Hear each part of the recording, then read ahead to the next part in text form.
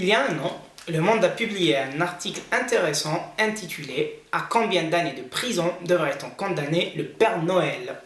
Eh oui, il s'avère que sous ses airs d'altruiste, le Père Noël est un vrai délinquant. Il maltraite les reines, il ne respecte pas le code du travail en faisant travailler les pauvres lutins sans arrêt, et en plus, il s'introduit chez les gens sans leur accord. Le film culte l'a bien résumé, le Père Noël est une ordure.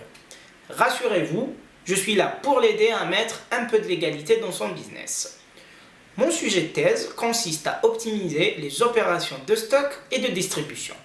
Donc, pour les pauvres lutins, je n'y peux malheureusement pas grand-chose, mais le problème des reines, ça, je peux lui trouver des solutions.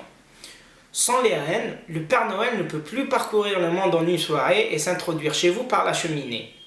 Une solution est donc d'avoir des chalets Père Noël partout en France où vous pourrez récupérer vos cadeaux. Les livraisons, quant à elles, seront réservées seulement aux enfants qui sont restés sages toute l'année. En effet, c'est moins magique, mais au moins c'est légal. Cependant, cette solution a quand même ses limites. D'abord, le Père Noël doit estimer combien de cadeaux il faut envoyer à chaque chalet pour satisfaire tous les enfants. Mais comme les enfants peuvent changer d'avis 50 fois entre le moment où ils envoient leur lettre et le moment où le Père Noël la reçoit, faire cette estimation est un vrai casse-tête. L'autre problème, c'est qu'il faut transporter les cadeaux en camion de l'atelier en Laponie à tous les chalets de France.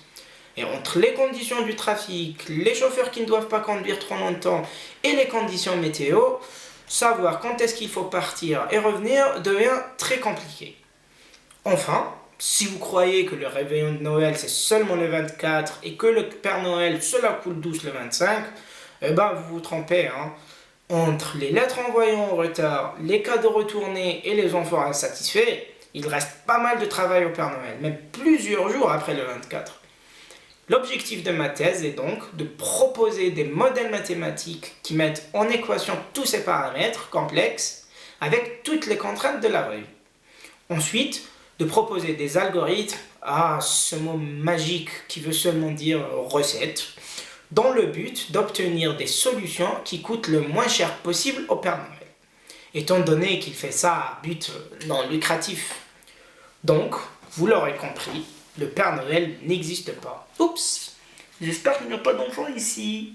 En réalité, c'est Jeff Bezos avec des cheveux et une grosse barbe blanche.